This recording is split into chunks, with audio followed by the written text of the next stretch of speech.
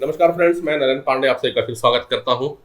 और जैसा कि हमने कल वादा किया था कि रोजाना आपके साथ हम फेसबुक लाइव होंगे, बात करेंगे कुछ वो चीज़ें जो कि आपके जीवन के लिए बहुत महत्वपूर्ण है, आपकी लाइफ के लिए बहुत महत्वपूर्ण है। मगर अफसोस ये है कि सारी बातें जो कि आपकी ज़िंदगी के लिए अहमियत रखती है, उसे किसी स्कूल, कॉलेज या विश्वविद्यालय में पढ़ाया नहीं जाता है। हर आदमी चाहता है कि वो सुखी रहे, हर आदमी चाहता है कि वो हेल्दी रहे, स्वस्थ रहे, मगर कैसे, बस इसी की कमी थी। तो हमने कोशिश की कि डॉक्टर अनिल कुमार गुप्ता जी के साथ मिलकर के आप लोग के साथ में चर्चा करें, आपके साथ में लाइव आए। डॉक्टर अनिल कुमार गुप्ता जी एक एमबीबीएस एमएस ऑप्थेल्मोलॉजिस्ट हैं, साथ में आप न्यूरो लिंग्विस्टिक प्रोग्रामिंग के भी आप मास्टर हैं, वैदिक विज्ञान पे आपने पीएचडी कर रखी है। तो इतना सारा चीज़ें हैं जो कि आपको जीवन में एक प्रकार से सुखी रखने में, हेल्दी रखने में महत्वपूर्ण योगदान जरूर देगा। कल के सेशन को काफ़ी लोगों ने पसंद किया। हमने ये समझने की कोशिश की कि अचानक मूड बदल क्यों जाता है, कि वो आदमी परेशान हो जाता है। तब मूड बदलेगा तो आदमी परेशान होगा, और आदमी परेशान होगा तो बीमार होगा। वैसे भी मौसम बदल चुका है, पानी गिरने लगा है, तो निश्चित रूप से बीमारियां भी आएंगी। तो बीमार मुक्त रहा जाए या हेल्दी रहा जाए, आज ये विषय पे बात कर लेते हैं। डॉक्टर साहब, आदमी हेल्दी तो कोई दिखता नहीं है आपकी परिभाषा के हिसाब से, तो क्या जरूरी है और हेल्दी रखा, डिसीज से मुक्त होना, क्या आदमी स्वस्थ है ऐसा मान लिया जाए, जैसा कि अस्पतालों के चक्कर जो नहीं लगा तो उसको बोलते हैं वो आदमी बहुत हेल्दी है। नमस्कार पांडे जी। सुप्रभात मित्रों। देखिए, आज मस्तक पर दस्तक जो टॉपिक है उस पे हम बात कर रहे हैं स्वास्थ्य और बीमारियां, health versus disease. Pandey ji, कल एक न्यूज़पेपर से एडिटर का फोन आया कि सर बीमारियों का मौसम चल रहा है, बारिश का मौसम चल रहा है, बीमारियां बहुत बढ़ रही हैं, तो कुछ एक छोटा सा आर्टिकल लिख के दे दीजिए कुछ बीमारियों के बारे में, रोकथाम के बारे में। हम्म। तो मैंने 8-10 बीमारियों के बारे में लिख के दिया। और जब मैं वो आर्टिकल लिख रहा था तो तब मेरे मन में खुद विचार आ रहे थे कि कौन सी बीमारियों के बारे में लिखूं। तो मैंने 8-10 बीमारियां तो लिख दिया कि मलेरिया हो रहा है, डेंगू हो रहा है मच्छरों की वजह से, कि टाइफॉइड हो रहा है गंदे पानी की वजह से, डायरिया हो रहा है गंदे पानी की वजह से, कि कंजेक्टिवाइटिस हो रहा है, स्किन के फंगल इन्फेक्शन हो रहे हैं नमी की वजह से। लेकिन जैसे जैसे मैं लिखते जा रहा था तो बीमारियों की लिस्ट तो बढ़ते जा रही थी कि किसको लिखूं और किसको ना लिखूं, और आर्टिकल को कितना छोटा करूं कितना बड़ा करूं।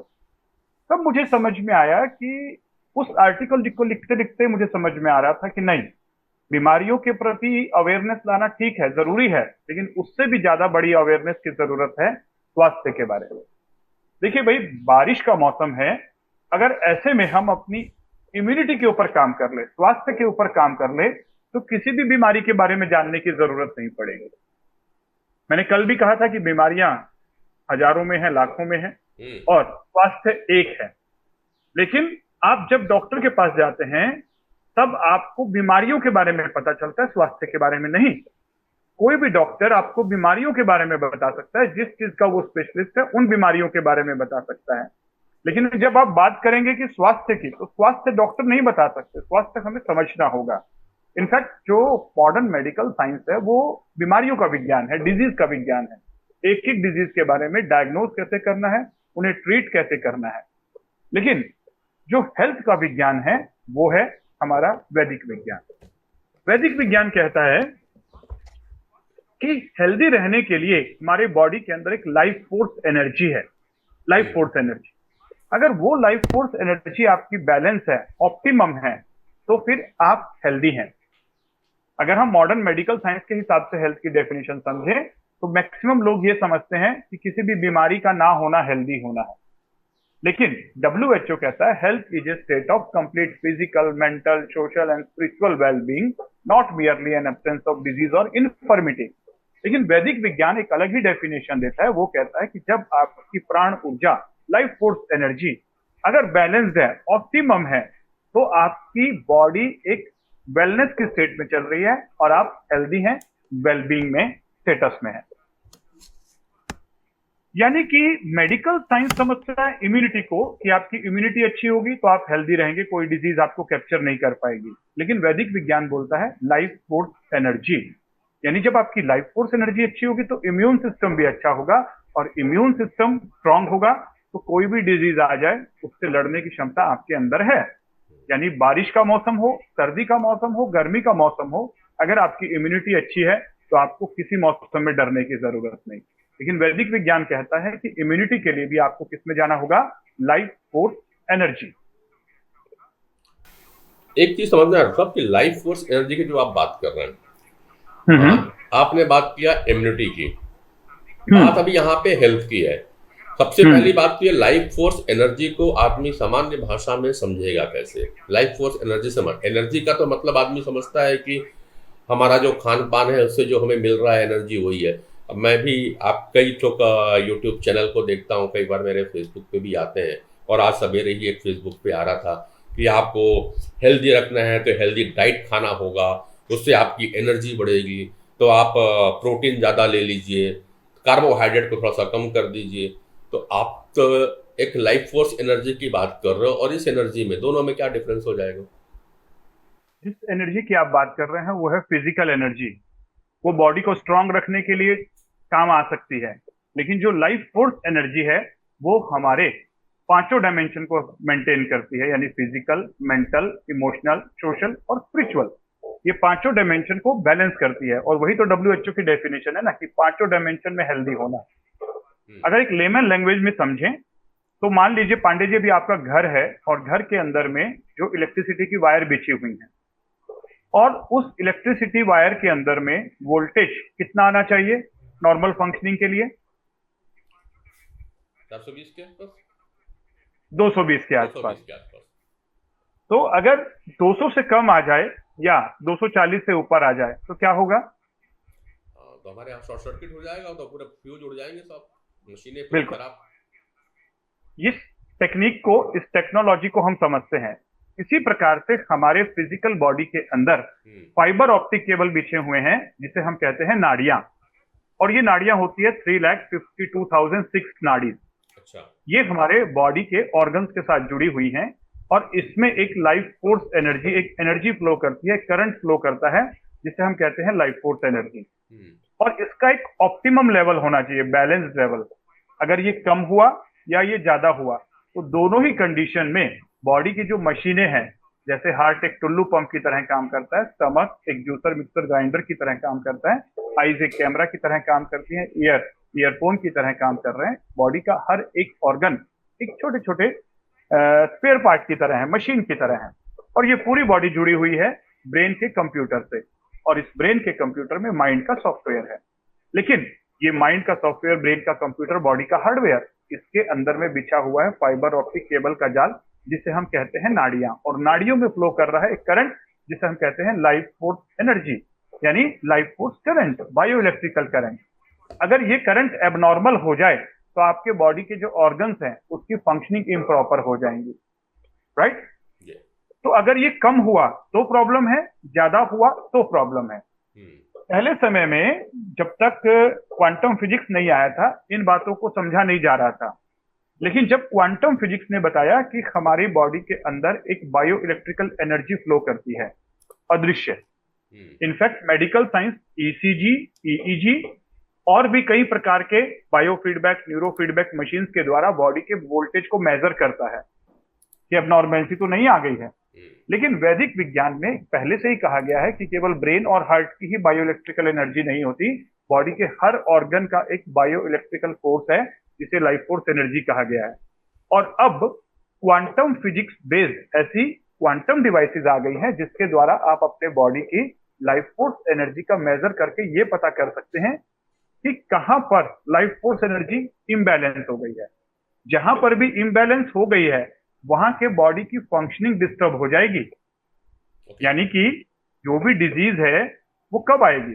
जैसे आपके घर में अगर वोल्टेज गड़बड़ हुआ तो एक दिन में इंस्ट्रूमेंट खराब नहीं होगा, लेकिन लगातार लो वोल्टेज पे या हाई वोल्टेज पे इंस्ट्रूमेंट चलता रहा तो उसकी जो हेल्थ है उस इंस्ट्रूमेंट की खराब हो जाएगी, और एक दिन ऐसा आएगा उसका कैपेसिटर उड़ जाएगा, उसका ट्रांसफार्मर उड़ जाएगा।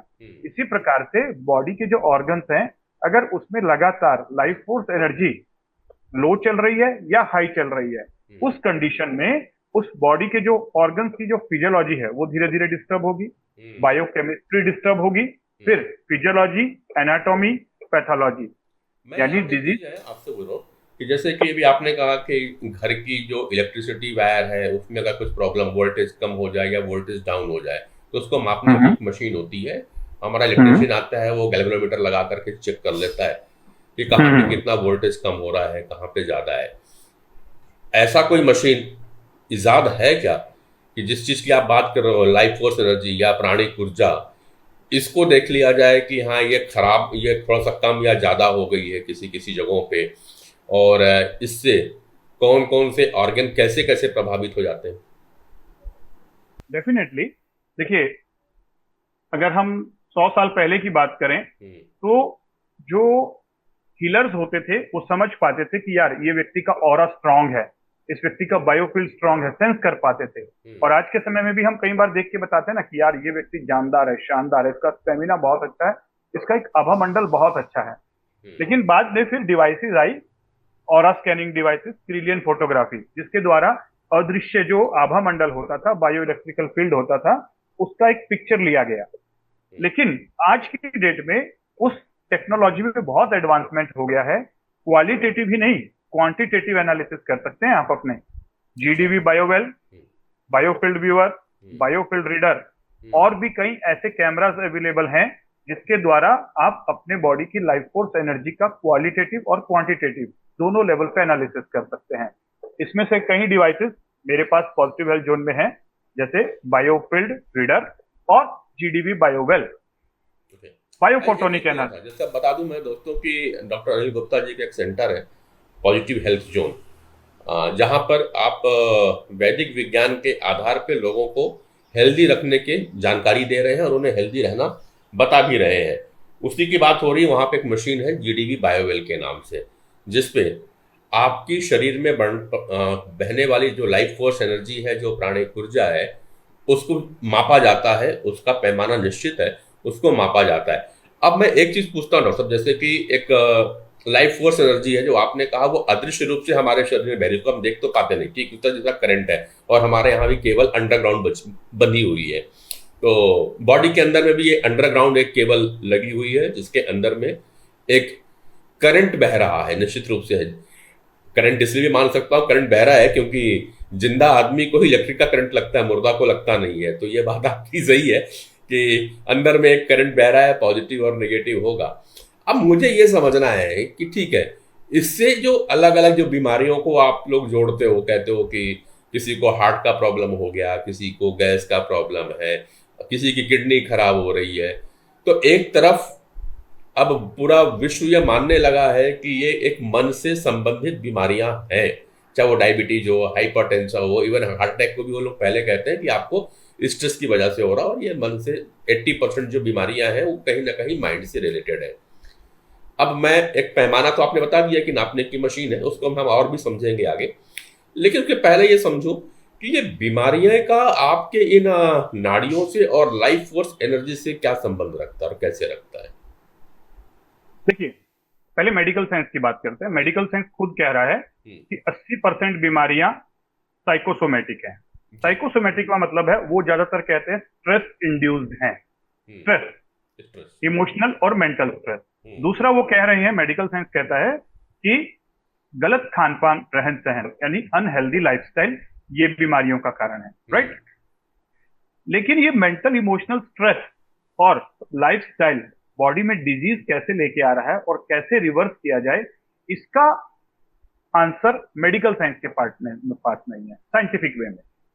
तो वैदिक विज्ञान कहता है कि मन एक मनोमय कोश है, तीसरी बॉडी है, इनविजिबल पार्ट, सॉफ्टवेयर, और बॉडी अन्नमय कोश है, फर्स्ट लेयर। और वैदिक विज्ञान कहता है 5 कोश, यानी कि पहला कोश अन्नमय कोश, जिसका मेडिकल साइंस एक्सपर्ट है। तीसरा मनोमय कोश, जिसका साइकोलॉजी और साइकेट्रिस्ट एक्सपर्ट हैं। लेकिन इन दोनों के बीच में एक लेयर है जिसे हम कहते हैं प्राणमय कोश, और इसी में नाड़ी और चक्र हैं, राइट। यानी मन में जब भी तनाव आएगा, किसी भी प्रकार का तनाव, छोटा तनाव या बड़ा तनाव, तो मनोमय नाड़ी ब्लॉक हो जाएंगी, और मनोमय नाड़ी ब्लॉक होंगी तो मनोमय नाड़ी का जो एक हिस्सा है वो फिजिकल बॉडी के ऑर्गन के साथ जुड़ा हुआ है, राइट।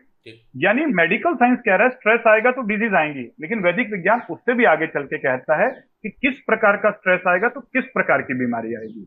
जैसे कोई व्यक्ति अगर लंबे समय से डरा हुआ है तो किडनी की प्रॉब्लम आएगी, कोई लंबे समय से जेलसी में है तो किस में प्रॉब्लम आएगी, लीवर में प्रॉब्लम आएगी, कोई लंबे समय से एक्सप्रेस नहीं कर पा रहा है, थायराइड में प्रॉब्लम आएगी, कोई घुटन महसूस कर रहा है तो घुटने में प्रॉब्लम आएगी, कोई एक बहुत ज्यादा दुखी है तो लंग्स में प्रॉब्लम आएगी। यानी कि जो इमोशनल डिस्टर्बेंसेस हैं, जिसे हम इमोशनल स्ट्रेस कह रहे हैं, एक पर्टिकुलर टाइप का इमोशनल स्ट्रेस एक पर्टिकुलर टाइप के ऑर्गन को अफेक्ट कर रहा है। क्यों? इसका मेडिकल साइंस के पास आंसर नहीं है, लेकिन वैदिक विज्ञान के पास आंसर है कि नाड़ियां जो हैं एक तरफ अन्नमय कोश में फिजिकल बॉडी में जुड़ी हुई हैं और दूसरा हिस्सा मन से जुड़ा हुआ है, मनोमय नाड़ियां, मनोव्य नाड़ियां।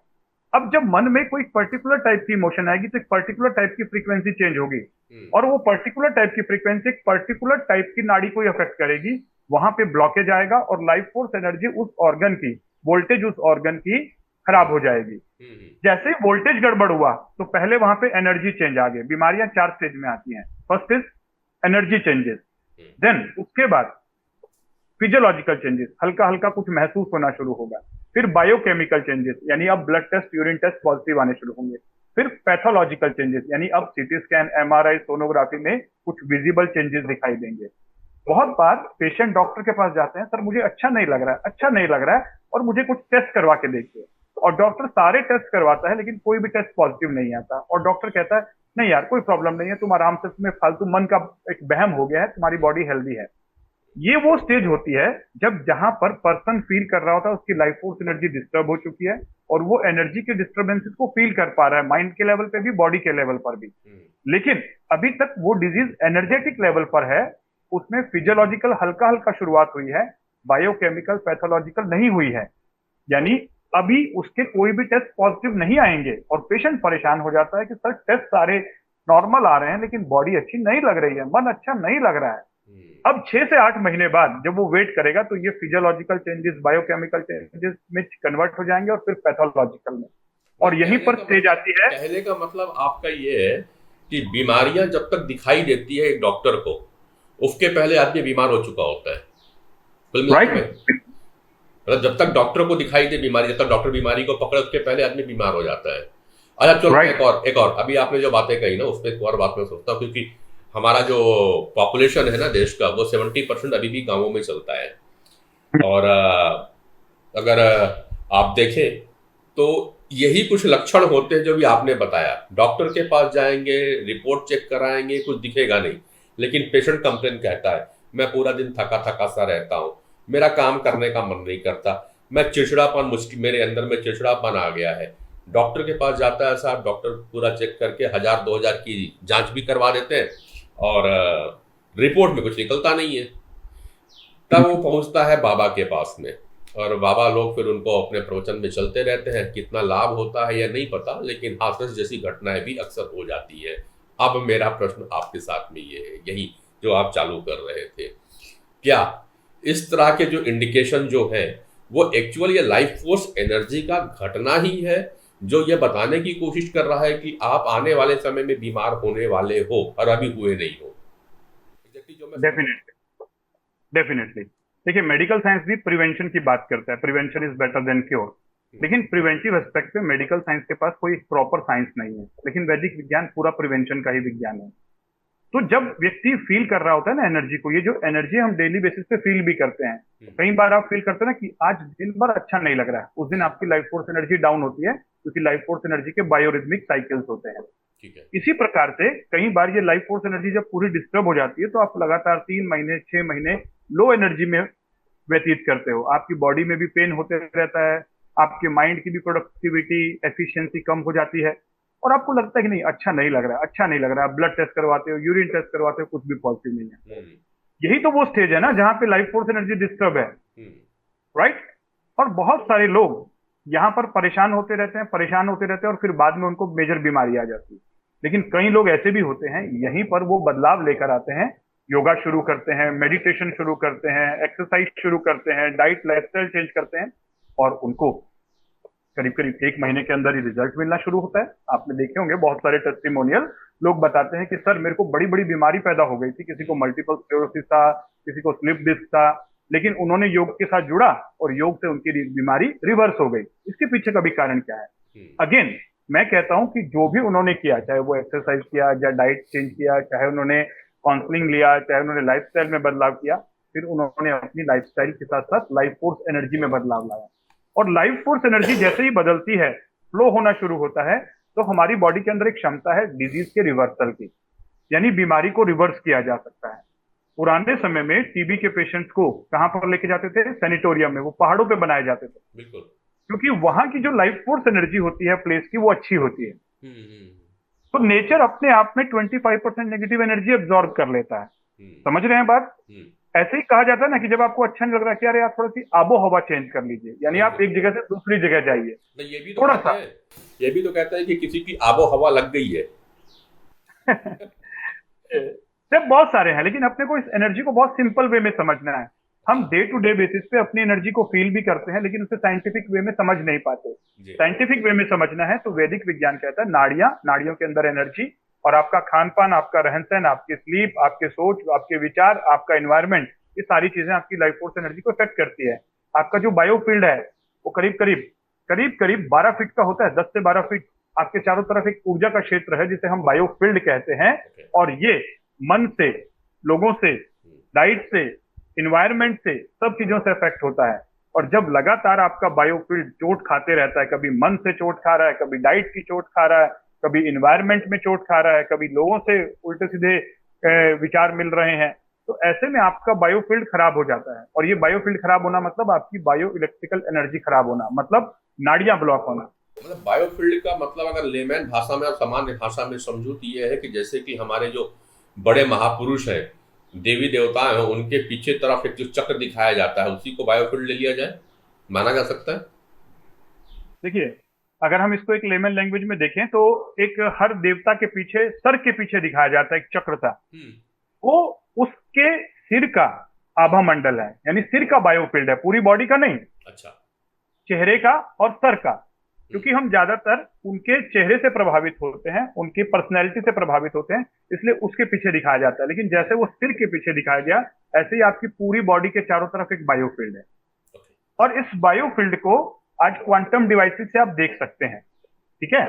लेकिन इस बायोफील्ड को अगर हम वैदिक विज्ञान से समझे तो वैदिक विज्ञान कहता है पंचकोश, आपके 5 कोश हैं, 4 कोश इनविजिबल हैं, अदृश्य हैं, लेकिन क्वांटम फिजिक्स कहता है बायोफील्ड। अगर हम दोनों को इंटीग्रेट करें तो ये बायोफील्ड और पंचकोश एक ही कॉन्सेप्ट है। और thanks to science and technology आज हमारे पास बायोफील्ड रीडर, बायोफील्ड व्यूअर है, कि जिससे हम अपने बायोफील्ड को समझ सकते हैं। मन में अगर परेशानी आएगी, इमोशंस आएगी, तो बायोफील्ड में चेंज आएंगे। आपकी अगर इंटेलेक्ट लो है, तब आपके बायोफील्ड में चेंज आएंगे। अगर आपकी सोल परेशान है, आप कुछ ऐसे काम कर रहे हैं जिसमें आपकी सोल के साथ आप एक अलाइनमेंट में नहीं है, आप करना कुछ और चाह रहे हैं, कर कुछ और रहे हैं मजबूरी वश, तो भी आपके बायोफील्ड में चेंजेस दिखाई देते हैं। एक बायोफील्ड इरिटेटेड दिखाई देता है। और जब आप कॉन्ग्रुएंट होते हैं, मस्त होते हैं, अपने आप में एकदम अलाइन होते हैं, तो आपका बायोफील्ड एकदम सुंदर होता है। यानी जैसे फिजिकल बॉडी होती है ना, जब आप नहा धो के आते हैं तो मस्त एकदम से स्मेल आ रही होती है, अच्छी वाली खुशबू आ रही होती है, और आपकी बॉडी अच्छी दिखती है। लेकिन जब आप एक गंदे संदे रहते हैं, बीमार होते हैं, तो आपके पूरे बाल लंबे हो जाते हैं, दाढ़ी बढ़ जाती है, बॉडी में से गंदी स्मेल आती है। उसी प्रकार से आपकी मेटाफिजिकल बॉडी है। मेटाफिजिकल बॉडी मतलब आपका प्राणमय कोश, आपका मनोमय कोश, आपका विज्ञानमय कोश, आपके आनंदमय कोश। यानी एक फिजिकल बॉडी के ऑर्गन्स हैं, जैसे किडनी होती है, लीवर होता है, ऐसे ही हमारे मेटाफिजिकल ऑर्गन है, मन, चित्त, बुद्धि, आत्मा। अगर हम समझें तो ये हमारे ऑर्गन ही हैं। जैसे किडनी फेल हो जाती है, वैसे ही इंटेलेक्ट फेल हो जाती है, बुद्धि भ्रष्ट। और ये जो मेटाफिजिकल ऑर्गन है, ये बॉडी की तरह है, इसीलिए इन्हें कहा गया बॉडी बियॉन्ड बॉडी, जो मैंने बुक भी लिखा। मैं बताना चाह रहा हूं कि पंचकोश और बायोफील्ड दोनों एक कॉन्सेप्ट है। हमारी वैदिक विज्ञान को क्वांटम फिजिक्स के साथ जोड़ के लॉजिकल और प्रैक्टिकल वे में समझने की जरूरत है। बिल्कुल। तो आज की चर्चा को हम यहीं रोकेंगे। मुख्य बात आज थी कि व्यक्ति अब अगर बीमारी नहीं है तो अपने आप को हेल्दी समझ लेता है, जो कि गलत है आज के फिनोमिना में। और हेल्दी रहना है, बीमार हो गए हैं तो निश्चित रूप से मॉडर्न मेडिकल साइंस की ओर जाना होगा, क्योंकि आपको बहुत सारी डायग्नोसिस करानी होगी, बहुत सारे इलाज है, और फास्ट रिकवरी के लिए आपको बहुत सारी दवाई और इंजेक्शन की जरूरत पड़ती है। लेकिन यदि हेल्दी रहना है, यानी बीमारी के पहले की यात्रा है वो, और हेल्दी रहने के लिए आपको वैदिक विज्ञान की ओर जाना होगा, जैसा कि डॉक्टर अनिल कुमार गुप्ता जी बता रहे हैं। डॉक्टर अनिल जी का खास ये भी है कि पॉजिटिव हेल्थ जोन में आपके पास में बहुत सारी अब वो डिवाइसेस हैं जिनके माध्यम से आप अपनी बॉडी को टोटल स्कैन कर सकते हैं। कौन सी बॉडी? पहली बॉडी जो हमारी है, जो बता रहे थे कि अन्नमय कोश है, उसे तो हर कोई स्कैन कर लेता है, चाहे बाहर के पार्ट्स हो या अंदर के। लेकिन एक पार्ट ऐसा है जो स्कैन नहीं हो पाता है, वो है एनर्जी का स्कैन, जो कि सेकंड लेयर हमारी बॉडी की कहलाती है।